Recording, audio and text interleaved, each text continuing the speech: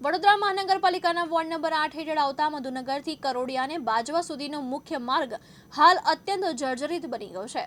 સમગ્ર માર્ગ પર નાના મોટા અસંખ્ય ખાડા પડી જતા રોજિંદા હજારો વાહન ચાલકોને મુશ્કેલીનો સામનો કરવો પડી રહ્યો છે। વરસાદી મોસમ દરમિયાન ખાડાઓમાં પાણી ભરાઈ જતા રસ્તાની વાસ્તવિક સ્થિતિ દેખાતી નથી, જેના કારણે બાઇક ચાલકો માટે અકસ્માતનું જોખમ વધી ગયું છે।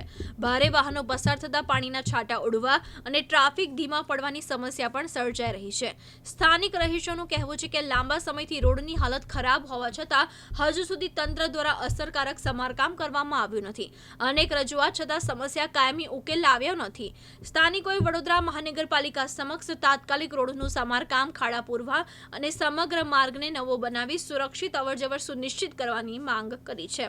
શહેરમાં કમિશનરશ્રી દ્વારા આદેશ આપવામાં આવ્યા કે વડોદરા શહેરમાં ખાડાઓ પૂરવામાં આવે, તો અમુક જગ્યાએ કમિશનર સ્થળ પર ઉતરીને ખાડાઓ જો કમિશનર પુરાવી શકતા હોય ને ડ્રોનથી સર્વે કરી શકતા હોય તો વોર્ડ નંબર 8ના અધિકારીઓ આ ખાડા કેમ નથી પૂરતા એક દ્રશ્ય છે। કારણ કે આ રોડ પર જુઓ કે ખાડા 3-3 ફૂટ 4-4 ફૂટના ખાડાઓ છે, જે અવારનવાર લોકોના અકસ્માત થાય છે, નાની મોટી ઈજાઓ પામે છે।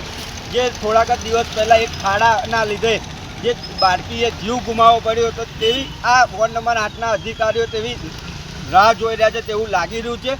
તો તમારા મીડિયાના માધ્યમથી કમિશનરશ્રીને, ચેરમેનશ્રીને, અહીંના લાગતા કાઉન્સિલરોને, ધારાસભ્યશ્રીને કહેવા માંગીએ છીએ કે આ રોડ પર વહેલી તકે આ રોડ પર ખાડા પુરાવવામાં આવે, તેથી રાહદારીઓને જે નાની મોટી મુશ્કેલીઓ પડી રહી છે, જેથી ગાડીને ખર્ચાઓ આવી રહ્યા છે, મંદીમાં તે ખર્ચાઓથી રાહત મળે। જો વહેલી તકે ખાડાઓ પુરાવવામાં નહીં આવે તો વોર્ડ નંબર 8ની કચેરીનો આ સ્થાનિકોને સાથે રાખીને ઘેરાવો પણ અમે કરીશું। શું નામ તમારું? સબીર ચૌહાણ, સામાજિક કાર્યકર। મહેન્દ્ર સોલંકી, દિવ્યાંગ ન્યૂઝ, વડોદરા।